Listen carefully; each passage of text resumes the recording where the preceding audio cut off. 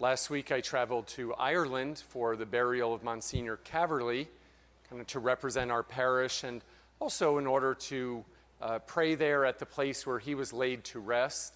I'll tell you, it's a very beautiful part of Ireland where he was raised, where he grew up, and where his home was, and that was in Skibbereen, kind of in the southwest part of Ireland.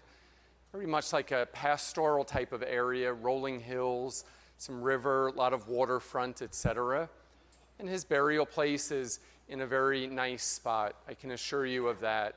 Kind of overlooking those hills right next to the river, kind of in a cemetery that's a local cemetery, very much for the townspeople that live there.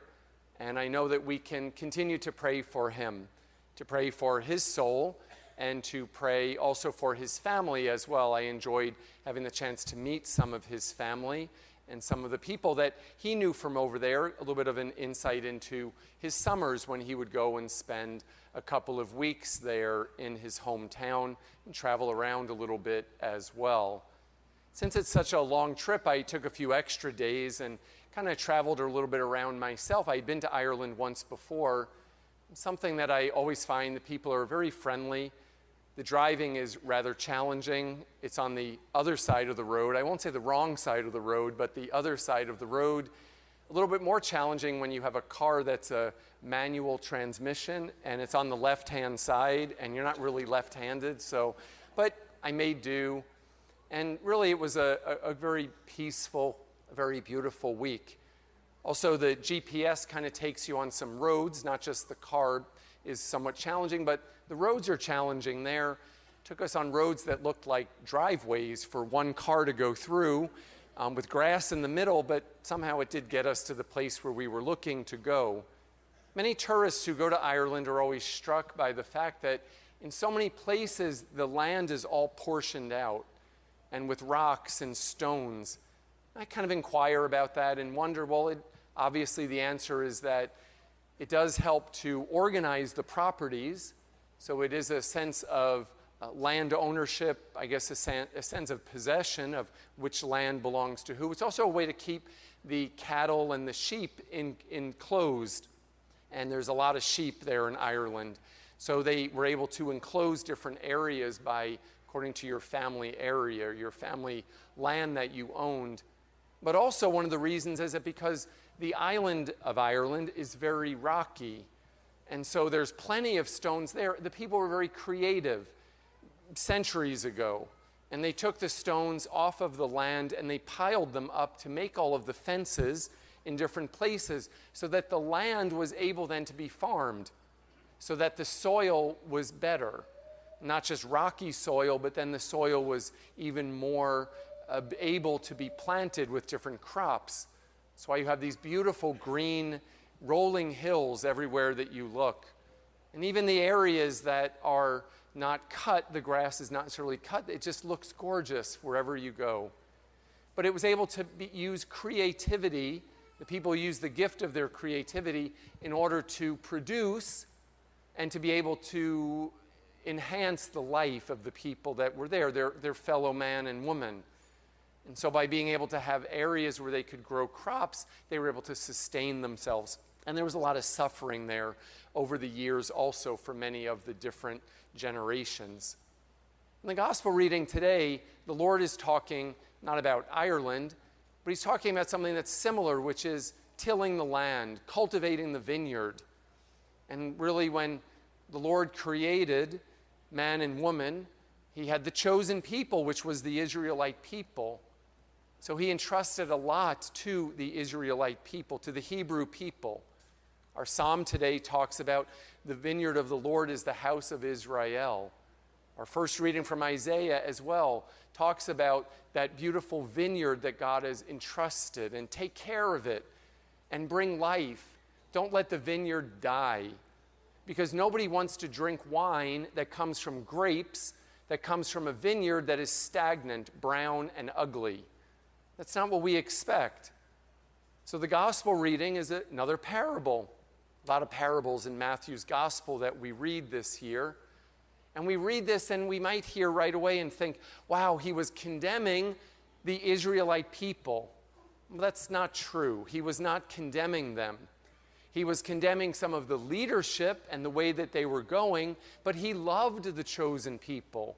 The Jewish people are the people that God chose.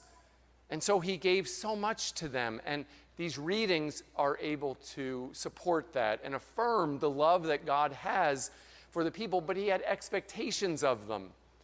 And so as a result, some of the leadership was incompetent at the time and leading the people more into a culture of law instead of a culture of love. So this culture of law made them very much aware of what they had to do, of being rule-oriented as opposed to taking care of one another. So again, this wasn't the people, a condemnation of the people, it was rather of the incompetent leadership. When we hear this gospel, we should say, well, how does this call us to conversion? How are we being asked to take what Jesus told the people 2,000 years ago, and we hear this and say, well, how does this become relevant to us as people today? Because really we can look and say, well, look at what the Israelites did to the people, the leadership. You know, the tenant, that's who they were. When the servants were sent, they tortured them, they killed them, one after another, no regard for life.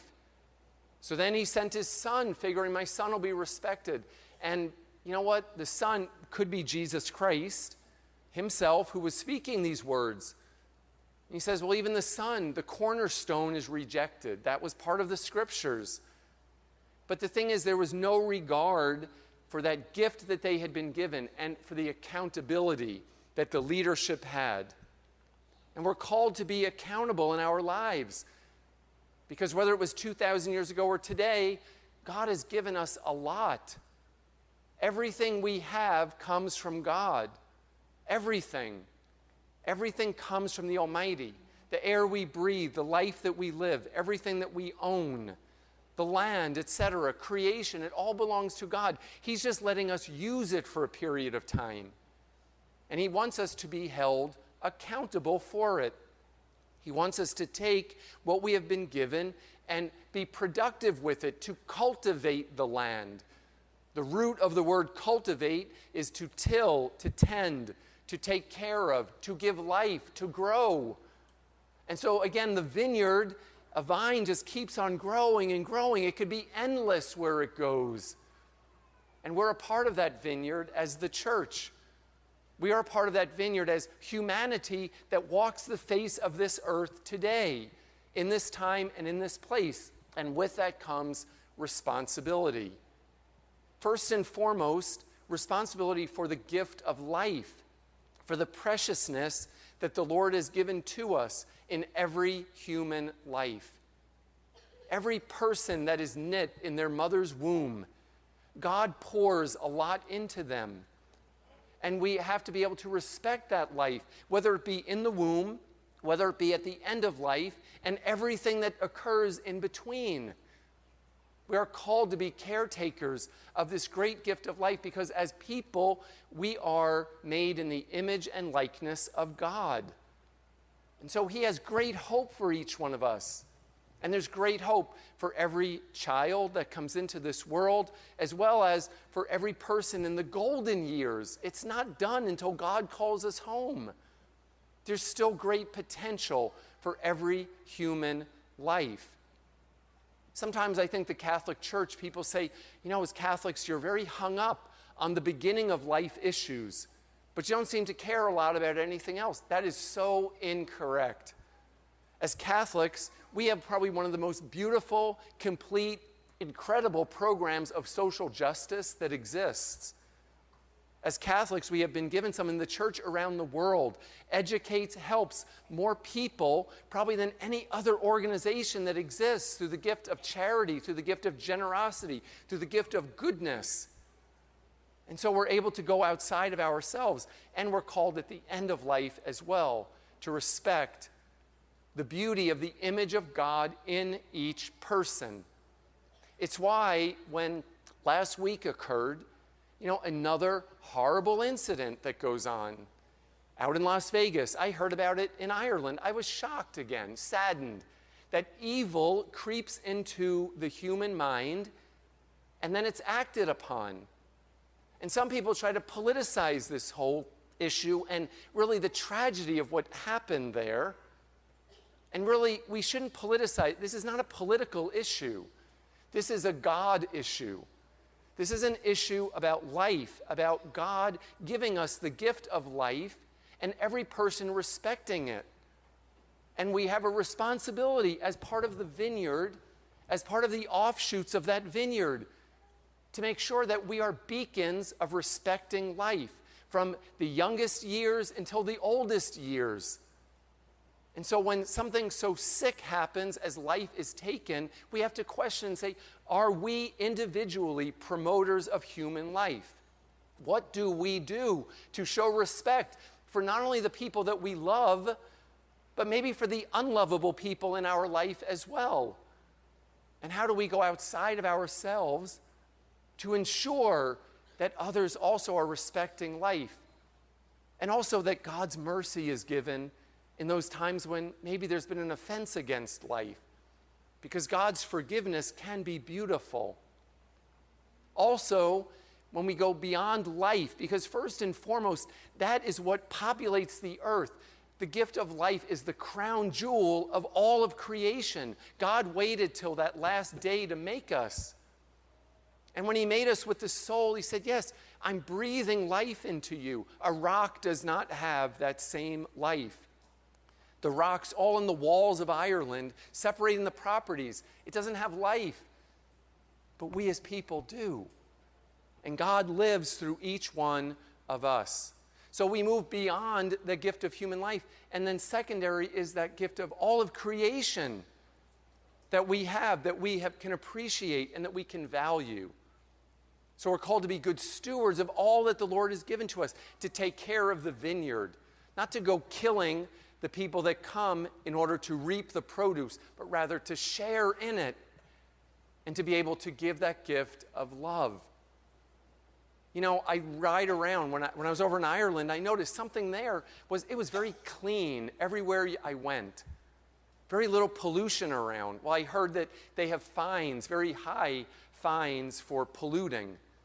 You know, it's appalling when you drive around sometimes in places on I-4, here at the corner of Montgomery and 434, I'll see like papers. I'll see it right walking over to the rectory. I could spend half the day just picking up garbage over there, even here on our parish campus.